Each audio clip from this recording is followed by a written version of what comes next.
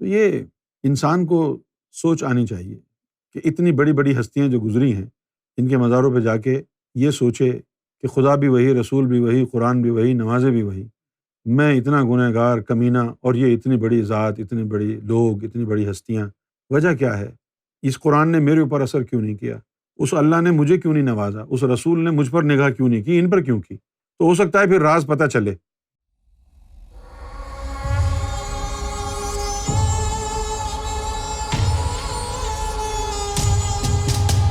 ہمیں بھی بڑی آرزو تھی کہ مختلف اولیاء کا مقام پتہ چلے کہ بھئی ان کا مقام کیا تھا، ان کا مقام کیا تھا۔ لیکن ایک دن سرکار نے بٹھا کے سمجھایا کہ بھئی تم فلاں بزرگ کا مقام پوچھ رہے ہو، اس سے تم کو کیا فائدہ ہو کہ وہ اس مقام پر تھا یا اس مقام پہ تھا؟ اپنے ایمان کی فکر کرو، اپنی روحانیت میں ترقی کا سوچو کہ میں ویسا کیسے بنوں کہ جو مقام بابا فرید کو ملے۔ ایک تو ہماری قوم میں یہ بہت بڑا عیب ہے کہ ہم لوگوں کے، بزرگوں کے، ولیوں کے، فقیروں کے مزارات پر جاتے ہیں، چادریں بھی چڑھاتے ہیں، کبھی ہمیں یہ خیال نہیں آتا یہ بھی ہماری طرح انسان تھے۔ جس مقام پر یہ پہنچے اس مقام پر میں کیوں نہیں پہنچ سکتا؟ یہ خیال آنا چاہیے نا۔ جیسے کہ آپ کسی امیر آدمی کے پاس جاتے ہیں، اس کے بزنس پہ جاتے ہیں، اس کے گھر جا کے دیکھتے ہیں، تو آپ کو خیال آتا ہے کہ یار اتنا بڑا بزنس میرا بھی ہونا چاہیے، اتنا پیارا گھر میرا بھی ہونا چاہیے، یہ خیال آتا ہے نا۔ لیکن ولیوں کے مزار پہ جا کے یہ خیال کیوں نہیں آتا کہ جیسا یہ ولی ہے میں بھی ایسا ولی ہوں؟ کم سے کم یہ تو سوچنا چاہیے کہ یار یہ کیسے ولی بنا، اتنا بڑا مقام اور مرتبہ اس کو کیسے ملا؟ اس کے بعد پھر ہمارے مولوی ہیں، دین کے ٹھیکیدار ہیں، جنہوں نے ایسی ایسی تشریحات لوگوں کو بیان کی ہیں، وہ کہتے ہیں کہ یہ تو جی مادرزاد ولی تھے، تو ان جیسا ہوگا۔ یہاں پر آ کر پھر انسان ختم ہو جاتا ہے، وہ اپنے آپ کو جو ہے یہی سمجھتا ہے مجھ سے بڑا کوئی گنہگار نہیں ہے، ہم تو بڑے ہی پلیت لوگ ہیں، ہم تو بڑے گنہگار ہیں، کہاں ہم کہاں وہ۔ اس میں کوئی شک نہیں ہے کہ ہم پلیت ہیں، گنہگار ہیں، لیکن یہ بتاؤ کون گنہگار نہیں ہے اس دنیا میں؟ کیا ہمارا اللہ وہ اللہ نہیں ہے جو خواجہ غریب النواز کا اللہ ہے؟ کیا بابا فرید کا اللہ کوئی اور ہے؟ کیا بابا فرید کا رسول کوئی اور ہے؟ کیا بابا فرید کا قرآن کوئی اور ہے؟ وہی قرآن، وہی اللہ، وہی رسول۔ ہم ایسے کیوں ہیں، وہ ایسے کیوں ہیں؟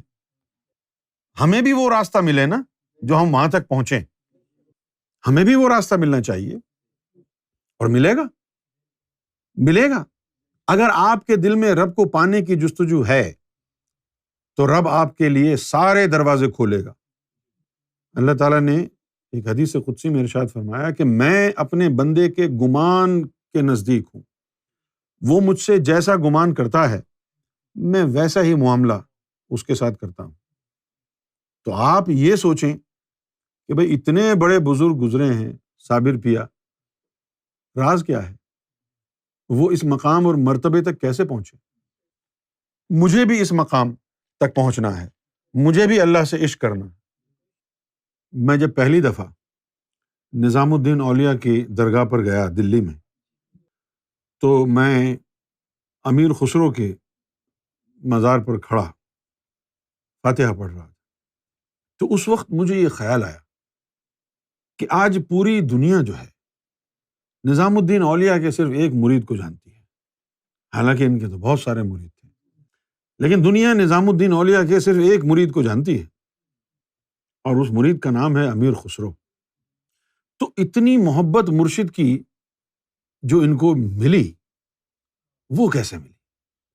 جب مجھے یہ خیال آیا تو میں نے ہاتھ اٹھا کے دعا کی کہ اے امیر خسرو، تجھے تیرے مرشد سے جو عشق ہوا اس کی قسم، جو غلامی کا شرف تیرے مرشد نے تجھے دیا، تجھے اس کی قسم، تم میرے مرشد سے بھی کہو کہ جیسی محبت تمہیں نظام الدین اولیاء نے دی، میرا مرشد بھی ویسی ہی محبت مجھے دے دے۔ یہ خیال آیا، کہہ دیا۔ پھر کچھ عرصہ بعد جب سرکار سے پاکستان میں ملاقات ہوئی تو سرکار نے مجھے کہا کہ تمہیں جو کچھ کہنا ہے وہ براہ راست ہم سے کہہ دیا کرو، تم لوگوں سے جا کے کیوں کہتے ہو؟ میں نے کہا کہ میں نے سرکار کچھ نہیں کہا کسی کو. اب میرے ذہن میں وہ تو نہیں تھا نا کہ میں مزار پر گیا تو میں نے یہ خیال آیا. میں نے کہا سرکار بخدا واللہ میں نے کسی کو کچھ نہیں کہا. سرکار نے فرمایا کہ تم امیر خسرو کے مزار پہ نہیں گئے تھے؟ جی وہاں تو گیا تھا. تو تم نے یہ نہیں کہا تھا؟ جی سرکار یہ میں نے دعا کی تھی. فرمایا تو ہمیں کہہ دیتے براہ راست. اور سرکار نے فرمایا کہ ہم تم سے ایسا رشتہ بنائیں گے جو نظام الدین اولیاء نے امیر خسرو سے نہیں بنایا. ان جیسا بننے کی کیا ضرورت ہے؟ ایسا رشتہ بنائیں گے. یہ بات سمجھ میں نہیں آئے گی آپ کو، لیکن میں کہہ دیتا ہوں. پھر وہ وقت آ گیا کہ ایک شخص جو ہے نظام الدین اولیاء کے پاس گیا کہ میں ضرورت مند ہوں، مجھے کچھ عطا ہو جائے. تو آپ نے کہا کہ بھئی یہ ہمارے جو جوتیاں ہیں یہ اٹھا لو، بڑی قیمتی.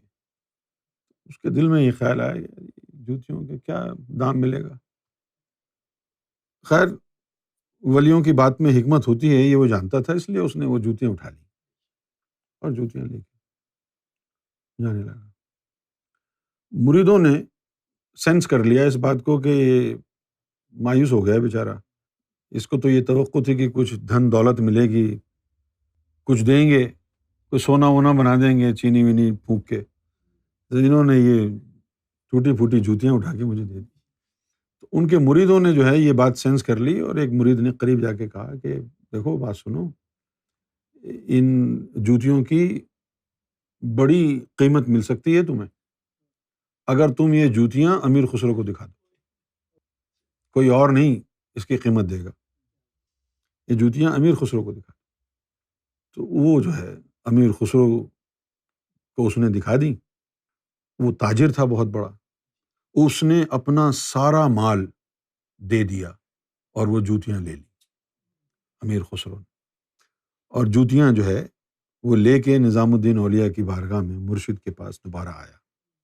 اس سے پہلے کہ وہ کچھ کہتا، مرشد نے دور سے صدا لگائی، بہت سستے میں خرید کے لائے ہو. اسی طرح جو ہے امام مہدی علیہ الصلوۃ والسلام کا جو مقام ہے، مرتبہ ہے، مرتبہ مہدیت. اس مرتبہ مہدیت کی ذمہ داری دنیا میں کون لے گا؟ کیونکہ سرکار گوھر شاہی کے لیے تو یہ جوتیوں جیسا ہے. سرکار گوھر شاہی نے یہ توفیق عطا فرمائی کہ بھائی ہاں، سرکار گوھر شاہی نے کبھی نہیں کہا عوامی سطح پر کہ وہ امام مہدی ہیں. میں یونس الگوہر میں کہہ رہا ہوں، میں مانتا ہوں، میں مان رہا ہوں. سرکار نے تو کبھی نہیں کہا ہاں جی بالکل نہیں کہا، میں کہہ رہا ہوں، میں نے تحقیق کی ہے، مجھے پتا چلا ہے، میں مانتا ہوں. یہ وہ لمحہ آیا، یہ وہی لمحہ تھا جو امیر خسرو نے جو جوتیاں خریدی تھی نا، اور سمجھا تھا کہ میں نے اپنا سارا مال دے کے جوتیاں خرید لی، اب تو محبت کا ثبوت مرشد کو ملے گا. لیکن وہاں سے مرشد نے صدا لگائی کہ یہ تو بہت سستا سودا کیا تم نے. اس طرح ہمیں بھی یہ خیال آیا کہ یہ امام مہدی کے مرتبے کا بوجھ جو ہم نے اٹھایا تو یہ محبت کا ثبوت ہے. وہاں سے صدا آئی، یہ ہم نے کرم کیا ہے، یہ جو ہم نے کرم کیا ہے. تو یہ انسان کو سوچ آنی چاہیے کہ اتنی بڑی بڑی ہستیاں جو گزری ہیں، ان کے مزاروں پہ جا کے یہ سوچے کہ خدا بھی وہی، رسول بھی وہی، قرآن بھی وہی، نمازیں بھی وہی، میں اتنا گنہگار کمینہ، اور یہ اتنی بڑی ذات، اتنے بڑی لوگ، اتنی بڑی ہستیاں. وجہ کیا ہے؟ اس قرآن نے میرے اوپر اثر کیوں نہیں کیا؟ اس اللہ نے مجھے کیوں نہیں نوازا؟ اس رسول نے مجھ پر نگاہ کیوں نہیں کی؟ ان پر کیوں کی؟ تو ہو سکتا ہے پھر راز پتہ چلے کہ ان پر کرم اس لیے ہوا کہ انہوں نے اس کا راز سیکھ لیا تھا کہ کس طرح اپنے نفس کو پاک کرنا ہے اور اپنے دل کو منور کرنا ہے. کیونکہ جس نے بھی اپنے نفس کو پاک کیا، اپنے دل کو پاک کیا، تو وہ خود بخود اللہ کی نظروں میں آ گیا نا، خود بخود اللہ کی نظروں میں آ گیا. کوئی اپلیکیشن دینے کی ضرورت نہیں ہے کہ جی ہم انتظار کر رہے ہیں. کیونکہ اللہ تعالیٰ فرماتا ہے ان اللہ لا ينظر الی صورکم واعمالکم، نہ میں تمہاری صورتوں کو دیکھتا ہوں، نہ میں تمہارے اعمال کو دیکھتا ہوں، ولکن ينظر الی قلوبکم ونیاتکم، میں تو تمہارے قلب اور تمہاری نیت کو دیکھتا ہوں. جب تمہارا دل چمک اٹھا، خود بخود وہ اللہ کی نظروں میں آ گیا. سرکار فرماتے ہیں کہ جس طرح آسمان پہ ستارے چمک رہے ہوں، بھلے آپ کو ان ستاروں کا نام پتا ہو یا نہ پتا ہو، چمک کی وجہ سے آپ کو نظر آ جاتے ہیں، اسی طرح اللہ ہے، بھلے تیرا کسی مذہب سے تعلق ہو یا نہ ہو، اگر تیرا دل چمک رہا ہے تو اللہ کی نظروں میں آ گیا، اور جب تو اللہ کی نظروں میں آ گیا تو پھر تیرا شمار انہی میں ہوگا، صابر پیا میں ہوگا، بابا فرید میں ہوگا، نظام الدین اولیاء میں ہوگا، کیوں ان کو جو راز ملا یہی تھا، کر لے دل دی صفائی جے دیدار چاہیدا، تو جہان تو کی لینا تینوں یار چاہیدا، یار چاہیے تو پھر دل کی صفائی کر، فلاں کا مرتبہ یہ ہے، اس کا مرتبہ یہ ہے، تو یہ تو ایسا ہی ہو گیا کہ عبداللہ کی شادی میں دیوانہ ناچ رہا ہے۔ مجھے تو اپنی پرواہ کرنی ہے یار، کہ میں بھی اپنے رب کو راضی کر لوں، میں بھی اس کے قرب میں چلا جاؤں، مجھے وہ ڈھونڈنا ہے راستہ، مجھے ان چکروں میں کیا پڑھنا ہے کہ بھئی فلاں کا مرتبہ کیا ہے، اس کا مرتبہ کیا ہے، وقت ضائع کرنا ہے۔